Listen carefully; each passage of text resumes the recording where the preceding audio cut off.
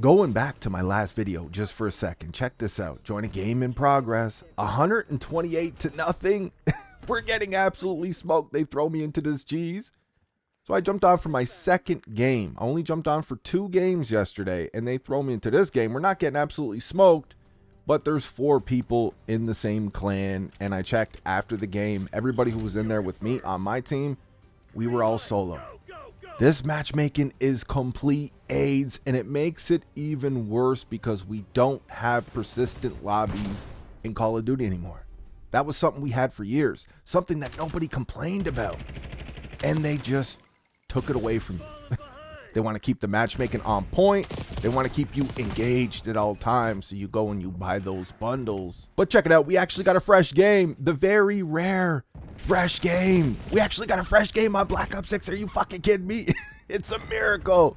We got a fresh game on Black Ops 6, and your boy happened to put in work. But dude, jumping on for 2 games, Treyarch, Activision, 2 games. You throw me into a game where we literally have no chance at all. Like, we're getting completely dominated.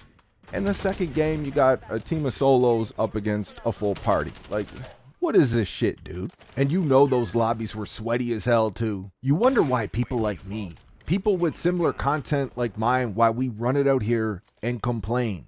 Because there's no way to not complain about it. Unless you're some knob goblin fanboy that's just blinded by everything and it's just Activision. Activision gives them a plate of shit. They clean the plate and then ask for seconds. Like, these people, they don't have a functioning brain. They can't think for themselves. Anybody who's real is going to run it out here and complain, because we've seen way better in the past as well.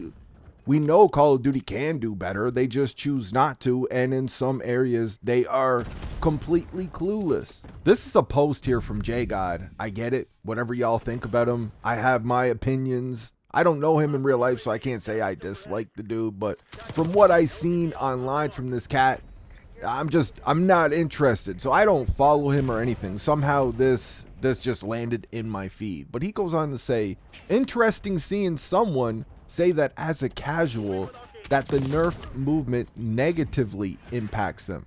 So what is the movement supposed to be?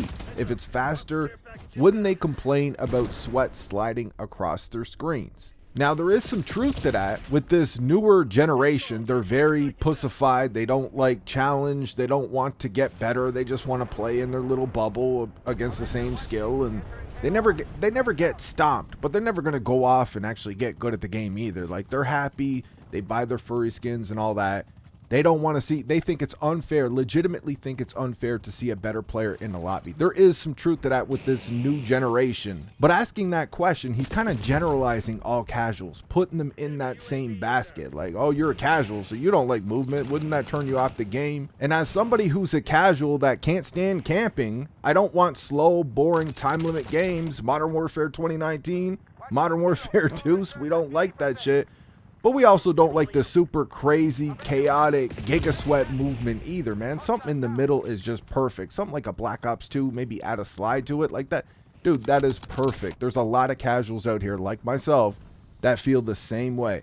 So what is he talking about? He got this comment on, I guess, one of his videos. And they say, as a casual, the movement nerf hurts us. Being shot in the open, can't dodge bullets. If you throw a smoke, your character slows down during animation, can't lie down behind cover fast when injured, being chased and losing tack sprint, especially when reloading, etc. It is annoying. And I completely agree with this. I've said this so many times in so many different videos already. Like, you got this kind of crazy, chaotic movement with Black Ops 6. Well, it can get crazy. It's not always crazy. I'm more okay with the Omni movement than I thought it would be going into the game, going into launch. I'm better with it. I'm cool with it. It's fine. I actually do like it on some level, but it can get crazy. But they got this movement where it can get crazy, and everything is just slow, man. When you're mantling up something, getting your gun ready, going prone behind cover or something, like everything like that, calling in streaks, like everything is slow as shit. But then you have this crazy, chaotic movement on a lot of these, in the multiplayer side of it, on a lot of these tiny, chaotic maps with no real flow to them at all, with the most broken spawns we've ever seen. It's just It's a recipe for chaos, not controlled chaos, just all out chaos, and it really doesn't make any sense. The problem is Call of Duty is undermanned. They don't have enough quality developers over there. They're using AI for a lot of this stuff that we see in the game now. And they try to cater, with that limited manpower, they try to cater to the wrong groups of people. And when you try to cater to everyone, you end up pleasing no one. And then they don't adjust their matchmaking when they cater to these people. Modern Warfare 2019 completely went all out for campers and noobs. But they turned up the matchmaking. That's when they added the EOMM part of the matchmaking to already a thick skill-based matchmaking. And it was a recipe for disaster. But after Warzone dropped, a lot of the sweats, they figured out how to slide cancel and all that cringy ass shit that they were doing. So we had the multiplayer that was still campy as hell, completely catered to campers and noobs. But then you also had movement that could potentially be broken by the sweats. But when they listen to the sweats, they also keep the matchmaking the same, which doesn't really make any sense, because if they're trying to protect the cash cow casuals, yeah, okay, you keep the tighter skill-based portion of the matchmaking. You keep that in the games where you're catering to the giga sweats. But in a game where you completely pimp it out for noobs and campers, that's where you should loosen the matchmaking, though, because they can't make up their minds. They are completely clueless. Listening to the people that they should not be listening to, while catering to the people that's going to make them the most money off cringy bullshit in the shop. That's it. Listening to streamers crying every day online. I'm not talking about us. They don't listen to us that actually have real legitimate beefs with the game. We get out here and we break it down because we actually care. We're not just looking for gameplays. We're not gameplay channels. We're not looking for the easiest way to get gameplay so I can get a quick upload in every single day. We're not looking for that. We're just looking for a fun game to play. They don't listen to us.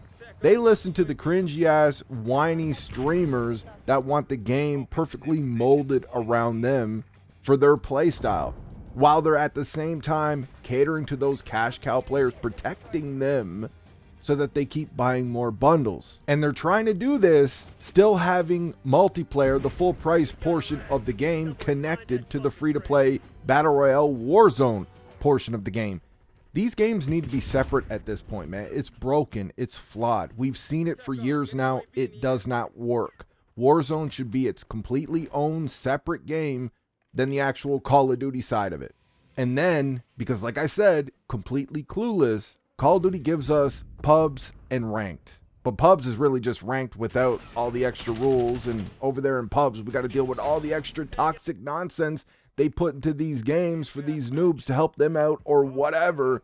They don't have to deal with that in ranked, but they have to deal with a lot more cheaters because their anti-cheat does not work, along with a lot of other things in this game, and their servers are complete dog shit. We're on servers from the Stone Age over here. And if you are remotely decent at the game, you're not a giga sweat, but you're not a trash can either. You're not a noob, you're not a bot. You are punished for that. Especially if you have a good game. If you go off one game, you are punished, you are miserable, you are in the doghouse for however long the algorithm decides. 10, 20, 50 games. You are in professional tournaments in what's supposed to be a casual playlist. They need to stop listening to these whiny ass streamers that just care about sweaty gameplay and just trying to get the fastest gameplays they can for their channel so they can make that bank. They need to stop listening to them, but they also need to stop catering to these bundle buying bots, these tards that run it out here victim baiting. That's what I'm going to start. They cry about us rage baiting all the time because we said mean words about the video game. I got a new word for y'all. Y'all are some victim baiters out here with the victim bait. Dialing that shit up to 11. Choosing to watch videos you know you're going to hate by the title alone to cry about people crying. Complain about people complaining. Y'all are just some fucking victim baiters, bro. Literally bothered, emotional, and sensitive because somebody has an opinion about a video game they purchased. They're speaking about it on their own YouTube channel. You're bothered by that opinion because you're a bot. You know you're a bot, but you're so fragile and weak and soft. You get out here crying and hating anytime somebody says something that you don't like about the video game because you can't dare have Activision even slightly contemplate changing that hand-holding protection matchmaking. You need to be protected on this video game at all times. And you can't have anybody threaten that. So you watch videos you know you're going to hate to complain and cry about people complaining. Talk about how we need to get good, but then you watch your gameplay and you are the biggest bot on the face of the earth. Trash can. You run it out here with the toxicity because they are the same as the whiny ass streamers. The streamers, they want the game shaped and molded to them. These bots, even though they haven't been loyal to this franchise, they just started like Modern Slob, Nuke Warfare 2019. They want the matchmaking. They want the game completely catered to them. So it's pulling Call of Duty to both sides when really they should be just in the middle with it. These developers need to be like, how do we make a fun game? When we start making our perks, what's a fun perk I would like to use when I play the game?